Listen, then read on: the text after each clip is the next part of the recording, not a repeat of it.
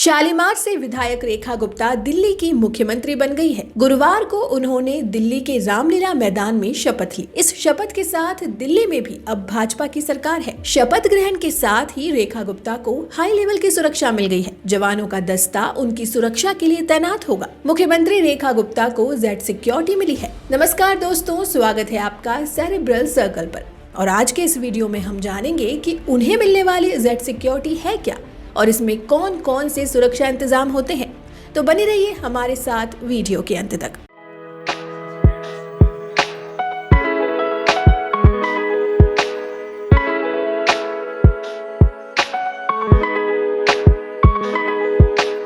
सुरक्षा व्यवस्था की ये जानकारी गृह मंत्रालय की येलो बुक में दी गई है, जिसमें वीआईपी और वीवीआईपी की सुरक्षा का पूरा विवरण होता है। इस बुक के अनुसार किसी भी व्यक्ति को मिलने वाली सुरक्षा के अलग अलग स्तर होते हैं, X, Y, Z, Z plus और एसपीजी सिक्योरिटी।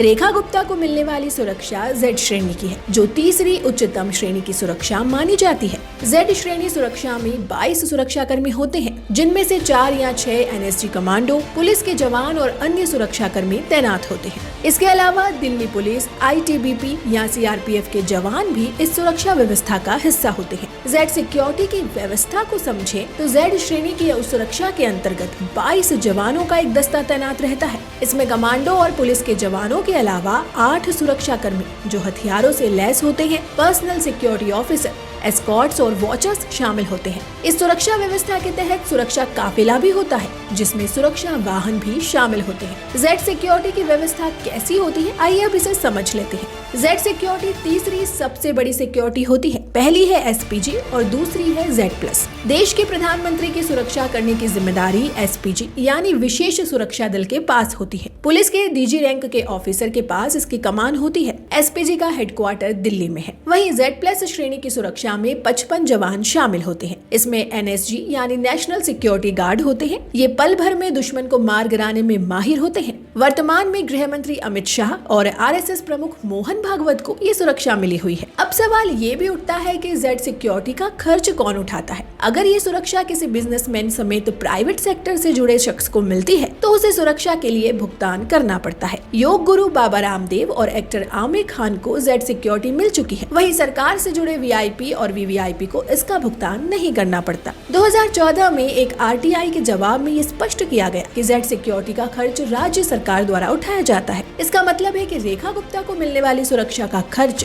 दिल्ली सरकार द्वारा उठाया जाएगा। अब सवाल ये है कि जेड सिक्योरिटी प्राप्त करने वाले कौन कौन से प्रमुख व्यक्ति रहे हैं। इस श्रेणी की सुरक्षा अब तक कई प्रमुख व्यक्तियों को दी जा चुकी है, जिनमें केंद्रीय मंत्री चिराग पासवान और तिब्बत के धार्मिक गुरु दलाई लामा शामिल है। हाल ही में दलाई लामा की सुरक्षा भी जेड श्रेणी में बढ़ाई गई है। ये साफ है कि रेखा गुप्ता को जेड श्रेणी की सुरक्षा मिलने से ये संदेश जाता है कि उनकी सुरक्षा सरकार के लिए एक प्राथमिकता है। ये सुरक्षा व्यवस्था उन्हें किसी भी संभावित खतरे से बचाने के लिए बनाई गई है। हम जानते हैं कि सुरक्षा व्यवस्था में सबसे ऊंची श्रेणी एसपीजी है, जो देश के प्रधानमंत्री और उनके परिवार के सदस्य को दी जाती है। इसकी स्थापना 1985 में की गई थी। ये सुरक्षा व्यवस्था उच्चतम स्तर की होती है और इसमें सुरक्षा के लिए अत्याधुनिक तकनीक, सुरक्षा कर्मियों और वाहनों का इस्तेमाल किया जाता है।